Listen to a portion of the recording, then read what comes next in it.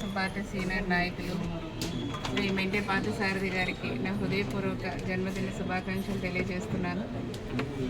మరి ఈయన first time ఎమ్మెల్యేగా ఉన్నప్పుడు సారథి గారు పార్టీ అధ్యక్షులుగా ఉన్నారు. సో ఆయన నాకు తండ్రి సమానులు. మా నాన్నగారు సారథి గారు అందరూ కూడా ఫ్రెండ్స్ సర్కిల్.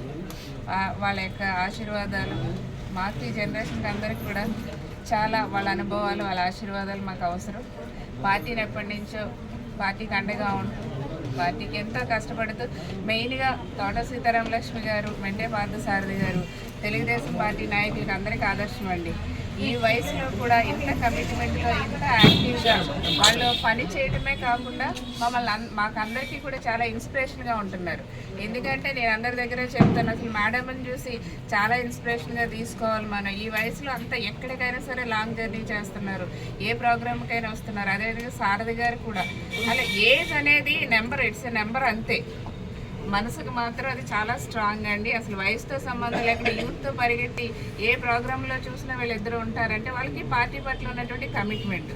దాన్ని మేమందరము, మా తర్వాత జనరేషన్ అందరూ కూడా ఆదర్శంగా తీసుకుని పని చేయాలి. పార్టీని వీళ్ళిద్దరి యొక్క అండదండలతో సపోర్టుతో ముందుకు తీసుకెళ్ళాలి. వీళ్ళిద్దరికీ కూడా మా యొక్క సపోర్టు, అందరి యొక్క సపోర్టు ఉంటుందని తెలియజేస్తున్నా. మరి సారథి గారికి కూడా, కుటుంబ సభ్యులకు కూడా నా అభినందనలు తెలియజేస్తున్నా.